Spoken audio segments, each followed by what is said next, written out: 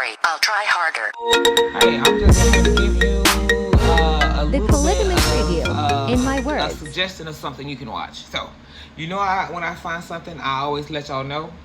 And I kept hearing about The Polygamist, and I said, let me sit down and watch it. And I did. So, I recommend this to you, girl. Take a look at it. Let me know what you think. Come back in the comments and talk about it when you're done, okay? All right. Hey, y'all, what's going on? As y'all heard me, I am recommending The Polygamist, and I want us to talk about it. Okay, so what we have here is the author is Sue Nai Thi, and she first published this in 2012. And she's basically letting us know that, you know, she likes the fact that she's honored that we have taken to her novel, okay? This is basically what I have, because I'm not going into depth with this. You have to watch it. You got Jonas and Joyce. It starts off with them, Jonas and Joyce, and wife two. So this is what I'm going to do. I'm going to read to you a little bit of a brief overview, and I'm going to tell you to go watch. So The Polygamist is a South African show that promises serious seduction and revenge. Y'all know I'm messing. Janasi Gomori is unalive. On the outside, the South African business's tycoon funeral seems like a full house of devoted mourners, including his wife of more than 20 years, social media influencer Joyce. This is Joyce. And Joyce is sitting with their adult children. But what the bereaved audience doesn't know is that despite Joyce's picture-perfect presentation as a grieving widow, she hates her unalive husband with a fever. It's easy to see why, since Joyce isn't the only woman who has lost Jonasy. There are also 3 notable ladies in attendance wearing their mourning blacks. These are the kids on the show. They're all adorable little hellmongers. That one in the... LaDonna is in the pink with her hot self. So it's based on a Zimbabwe novel of the same name by Sue Nayati. And the story is how one man's greed and lust led to his downfall, all thanks to a cunning wife who will stop at nothing to save her family's reputation. Now, let me just say this. I understand what they're saying, but I think it was also along the lines of saving herself. Because the thing about it, you got to remember that everything is in the eye of the person that is depicting it, and that's the perspective of this writer. But a key note is towards the end. The reason why Joyce makes the decision that she makes is because he grabbed her, aped her, and told her Eth would be the only way she would get away from him. Now, I don't know if any of y'all have been with a toxic partner, but when they tell you that, you either got to fight or flight. So Joyce did not go and decide she was going to kill. That's not what she did. What she did, she gave him, or she put along his path what he likes, because he lacks self-control. And everybody knows that a person that lacks self-control, if they're tempted or easily led, they're going to go towards what they want. So Jonas, being a greedy masculine with money and a love for the flesh, and a lack of respect for marital vows, because in their country, or the way it is becoming in the world, they can have more than one, or like they said in the Bible, Solomon had a lot of wives. So basically, Joyce had to, I don't know, I kept calling her Lady Joan. She had to free herself. I like wife two.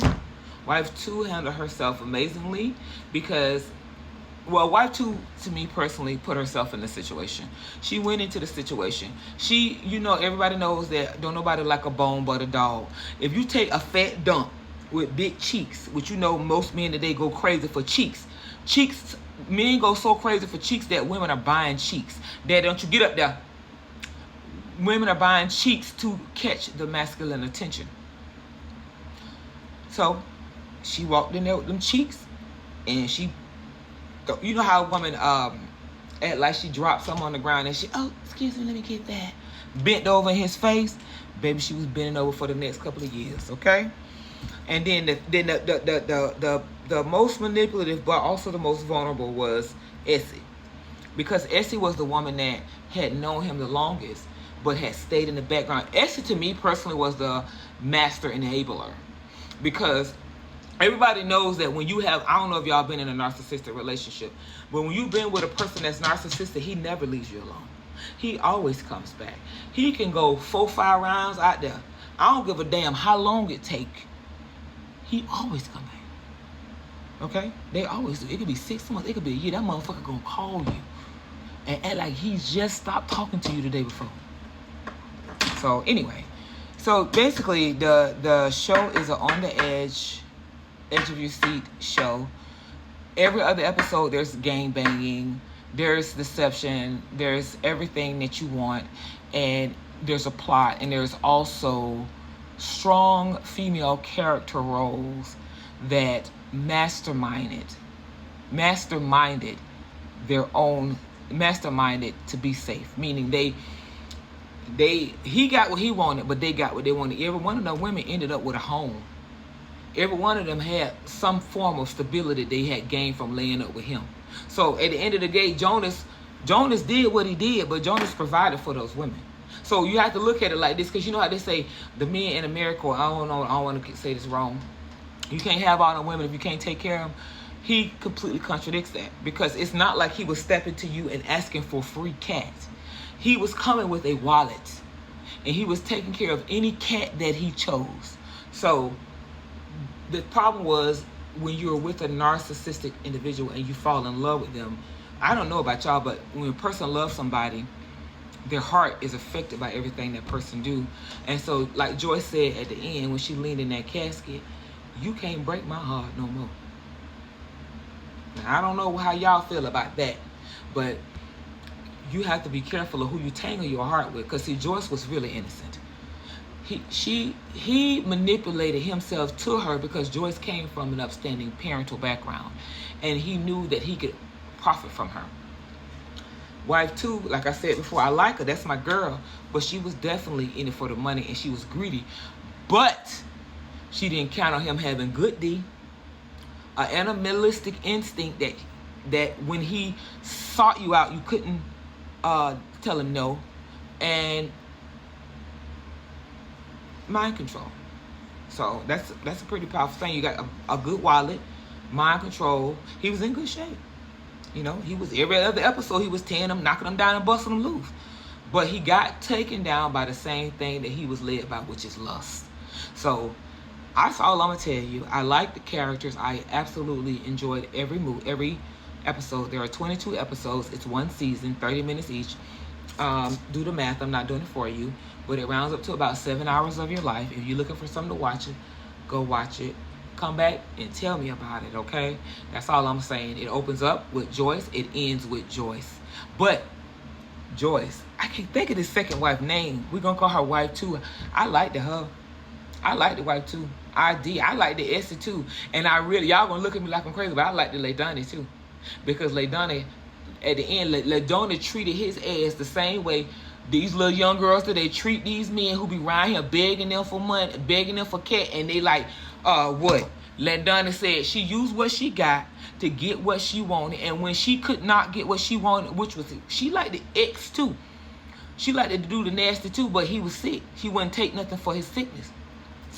She got rid of her. She was laying up with me and right in the same damn house he bought her. He laying in the bed dying. Tell me that ain't karma. You like to do it so much, but you can't do it. But the girl you went and got that was younger than your ass, that's why everybody, all that stuff, trick that and miss me. That girl was 20. That girl was his daughter age, and that daughter never even forgave him for that.